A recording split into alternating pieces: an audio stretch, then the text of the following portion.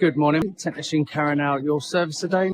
Just like to take a quick look around the vehicle while it was in and up in the air to currently carrying out your free complimentary health check.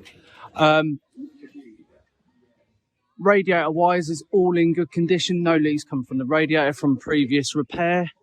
All four tyres seem to be recently replaced, currently on 7.4mm on the near side front tyre. As I say, it's brand new tyre, so no abnormal wear.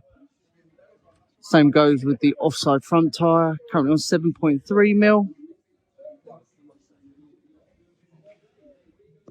Offside rear tyres on 7.2mm. Near side rear tyres on 7.3mm. All the rear suspensions all in good condition.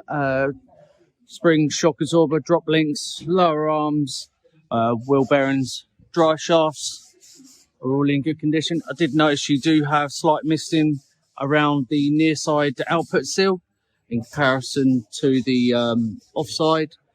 Just something to monitor at this present time. It hasn't formed into a drip, but just to highlight to yourself. Offside drive shafts all in good condition. All the suspension work is all okay. No playing in the ball joints. Fuel tanks all in good condition. Exhaust system, transmission, engine. As you're aware, you do have a coolant leak, as you can actually see it dripping off the vehicle. I'll show that later in the video.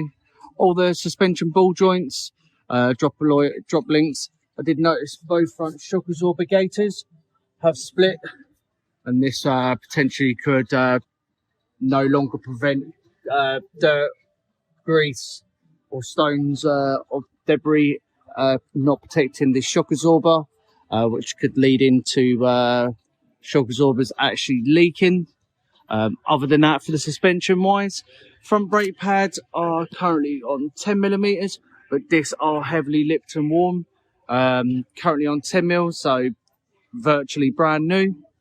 Your rear brake pads are currently on 9mm. Again, as you see the difference between them both, all in good condition here.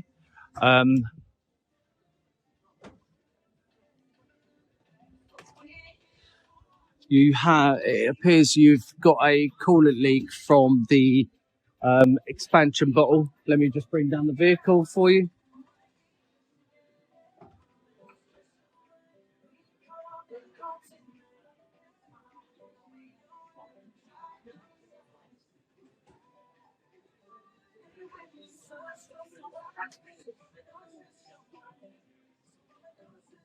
So when carrying out the investigation this morning, I did carry out a pressure test on the system and did come to terms.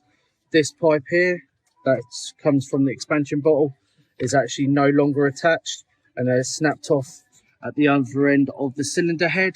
This will need to be replaced due to it just pumping coolant straight out and leading into overheating to the engine.